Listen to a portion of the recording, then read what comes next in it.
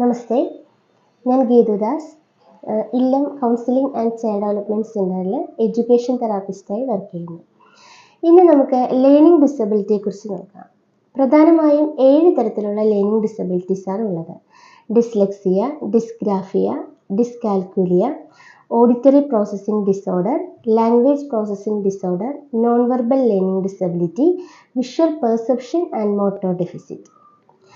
Dyslexia എന്നാൽ reading ഡിസബിലിറ്റിയാണ്. അതായത് dyslexia ഉള്ള കുട്ടികളിൽ സിമ്പിൾസ് കണക്ട് ചെയ്ത് വായിക്കുക, ലെറ്റേഴ്സ് ഐഡൻറ്റിഫിക്കേഷൻ പ്രോബ്ലംസ്, ഇതൊക്കെയാണ് ഡിസ്ലെക്സിയ ഉള്ള കുട്ടികളിൽ കണ്ടുവരുന്ന പ്രധാന പ്രശ്നങ്ങൾ. ഡിസ്ഗ്രാഫിയ എന്നാൽ റൈറ്റിംഗ് ഡിസോർഡറാണ്. ഡിസ്ഗ്രാഫിയ ഉള്ള കുട്ടികളിൽ മിറർ ഇമേജിൽ എഴുതുക, ഇൻ്റർമിക്സിങ് ആയി എഴുതുക, ഇൻ്റർചേഞ്ചിങ് പ്രോബ്ലം പ്രധാനമായും കണ്ടുവരുന്നത് ഇൻ്റർചേഞ്ചിങ് പ്രോബ്ലംസ് ആണ്.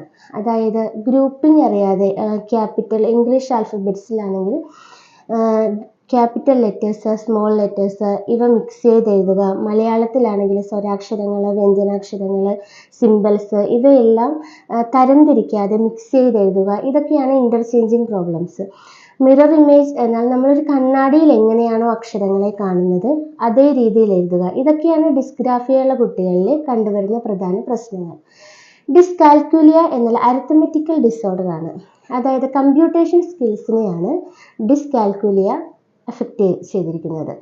കണക്ക്, നമ്പർ ഐഡൻറ്റിഫിക്കേഷൻ, കണക്ക് കൂട്ടുക, കുറയ്ക്കുക, മൾട്ടിപ്ലിക്കേഷൻ, ടൈം കോൺസെപ്റ്റ്, മണി ഐഡൻറ്റിഫിക്കേഷൻ, ബാലൻസ് കോൺസെപ്റ്റ് ഇതെല്ലാം ഡിസ്കാൽക്കുലിയ ഉള്ള കുട്ടികളിൽ പ്രധാന ഒരു പ്രശ്നമായി കണ്ടുവരുന്നു. അടുത്തതാണ് ഓഡിറ്ററി പ്രോസസ്സിംഗ് ഡിസോർഡർ. അതായത് APD ഉള്ള കുട്ടികളിൽ കണ്ടുവരുന്ന പ്രശ്നം കേൾക്കുന്ന സൗണ്ട്സിനെ ഡിസ്ക്രിമിനേറ്റ് ചെയ്യാനുള്ള ഒരു പ്രശ്നം.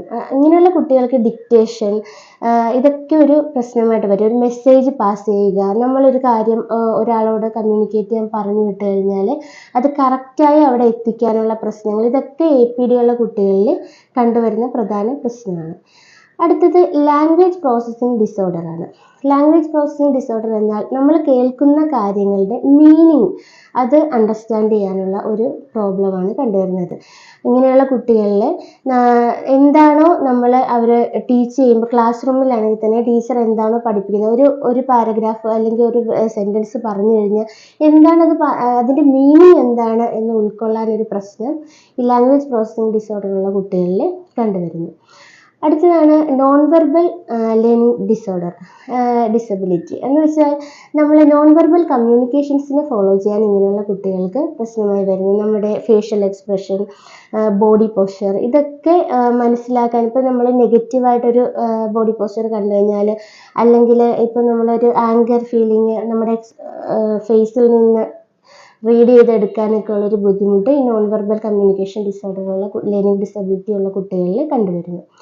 അടുത്തൊരു പ്രധാനപ്പെട്ട ഒരു ലേണിംഗ് ഡിസബിലിറ്റി ടൈപ്പാണ് visual perception and motor deficit.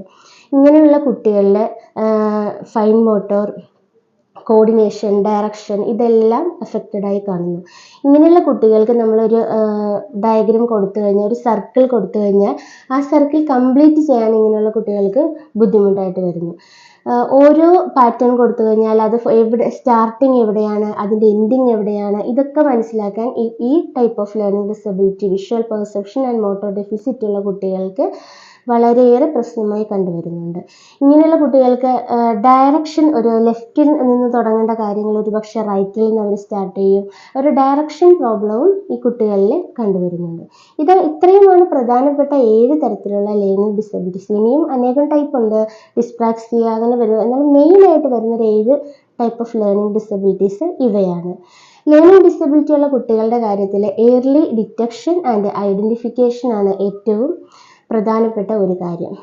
നമ്മൾ സ്കൂൾ ഏജ് ആയെങ്കിൽ മാത്രമേ നമുക്കിത് മനസ്സിലാകുകയുള്ളൂ. വീട്ടിലൊരു പക്ഷേ ലേണിംഗ് ഡിസബിലിറ്റി ഉള്ള കുട്ടികൾ നോർമൽ നമ്മൾ ബിഹേവ് ചെയ്യുന്ന പോലെ തന്നെ എല്ലാ കാര്യങ്ങളും, സോഷ്യലൈസേഷൻ ആണെങ്കിലും കമ്മ്യൂണിക്കേഷൻ ആണെങ്കിലും ADL ആണെങ്കിലും എല്ലാ കാര്യങ്ങളും നോർമലി അവർ ഫങ്ഷൻ ചെയ്യും. പക്ഷേ ഒരു സ്കൂൾ അക്കാഡമിക്കൽ കരിയറിലേക്ക് വന്നു കഴിഞ്ഞാൽ മാത്രമേ നമുക്ക് അവരുടെ ഒരു പ്രോബ്ലം മനസ്സിലാക്കാൻ സാധിക്കുകയുള്ളൂ. അപ്പോൾ ഏറ്റവും പ്രധാനമായിട്ട് ലേണിംഗ് ഡിസബിലിറ്റിയെക്കുറിച്ചൊരു അവയർനെസ് ഉണ്ടാകേണ്ടത് സ്കൂൾ അധികൃതർക്കാണ്. രക്ഷിതാക്കൾക്കും സ്കൂൾ അധികൃതർക്കും ഒരേപോലെ ഉത്തരവാദിത്തമുണ്ട്. എങ്കിൽ കൂടെ ക്ലാസ് ടീച്ചേഴ്സ്, ഓരോ സബ്ജക്റ്റ് പഠിപ്പിക്കുന്ന ടീച്ചേഴ്സിനാണ് ഏറ്റവും കൂടുതൽ ലേണിംഗ് ഡിസബിലിറ്റിയെ കണ്ടെത്താൻ പറ്റുന്നത്. റൈറ്റിംഗ് തുടങ്ങുന്ന സമയത്ത് അങ്കണവാടി, നമ്മളെ അറിയാം, ഏറ്റവും കൂടുതൽ നമ്മുടെ ഡിസബിലിറ്റീസ് ആണെങ്കിലും ഏറ്റവും ആദ്യം തന്നെ കണ്ടെത്തുന്നത് അങ്കണവാടി ആ ഒരു കാലഘട്ടത്തിലാണ്. അവർക്കും നമ്മൾ എഴുതി തുടങ്ങുമ്പോൾ തന്നെ നമുക്ക് ഏകദേശം കുട്ടികൾ തലതിരിച്ച് എഴുതുക, നോർമലി കുട്ടികൾ പലതും ചെയ്യുന്നുണ്ടെങ്കിൽ കൂടെ ഇങ്ങനെയുള്ള കുട്ടികൾക്ക് നമ്മൾ എന്ത് കൊടുത്താലും റൈറ്റിംഗ് ഡിഫിക്കൽറ്റി ഒക്കെ ഉള്ള കുട്ടികൾക്ക് അവർ മിറർ ഇമേജിലൊക്കെ എഴുതി കാണിക്കുമ്പോൾ നമുക്കത് ഐഡൻറ്റിഫൈ ചെയ്യാൻ പറ്റും. അപ്പോൾ ഇങ്ങനെയുള്ള പ്രൈമറി തലത്തിലുള്ള കെയർ ഗീവേഴ്സിനെ നമുക്ക് ആദ്യം അവെയർ ആകേണ്ടതുണ്ട്. അപ്പോൾ എല്ലാവരും ലേണിംഗ് ഡിസബിലിറ്റിയെക്കുറിച്ച് കൂടുതൽ അവെയർനെസ് ഉണ്ടാക്കേണ്ടതുണ്ട്. സ്കൂൾ അധികൃതരും രക്ഷിതാക്കളും അംഗനവാടി വർക്കേഴ്സും എല്ലാവരും.